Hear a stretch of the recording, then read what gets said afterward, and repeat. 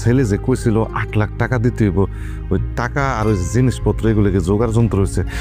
যদি না হয় সমস্যা নাই, আমি ঘটককে কইয়া আমি একবার না করে দেবো না। আরে আব্বা কি কইতেছ না এগুলো? তুমি না করার কি আছে? জবান দিছি না, ওগুলো নিয়ে চিন্তা করো না, আমি ব্যবস্থা করে ফেলতেছি, এর মধ্যে ব্যবস্থা হয়ে যাবে আমার। তুই যখন কইছস আমি তাহলে একটা ভরসা পাইলাম। দেখ বাবা, আমরা কিন্তু মিয়া বংশের লোক, মিয়া বংশের কিন্তু একটা মান সম্মান আছে, ওইটা যেন নষ্ট না হয়। তো মিয়া বংশের, আমি কি মিয়া বংশ বললাম আব্বা? মিয়া বংশের মান সম্মান কি আমার মান সম্মান না?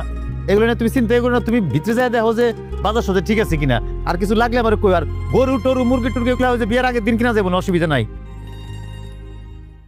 আব্বা আছেন নাকি বাড়িতে? আব্বা আব্বা আব্বা কি বাড়িতে?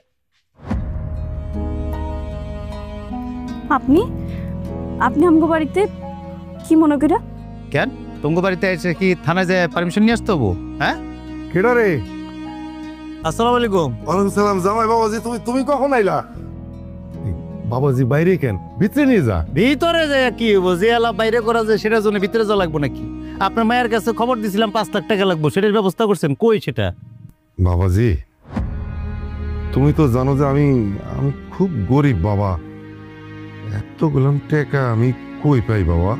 এখন এগুলা যদি কন এত টাকা কই পাই, আপনি গরিব মানুষ, তাহলে আপনার মেয়ে কি আমার সংসার করতে পারবো? সম্ভব তারা নিয়ে সংসার করা? বাবা বাবা, এই সমস্ত কথা তুমি বলো না বাবা, এই সমস্ত কথা বলো না।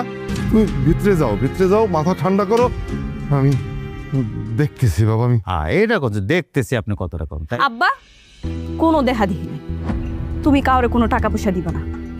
টাকা পাইতে পাইতে সে লোভে পড়ে গেছে। আজকে যদি তুমি তারে 5 লাখ টাকা দাও না, কালকে তোমার কাছে সে আরো টাকা চাইবে। এই জন্য আব্বা আমি তোমার কই দিতেছি, তুমি একটা পয়সাও কাউরে দিবা না। দেখছেন অবস্থা? এখানে আমি তার স্বামী জানো না, আপনি তার বাপ মুরব্বী, আমরা তো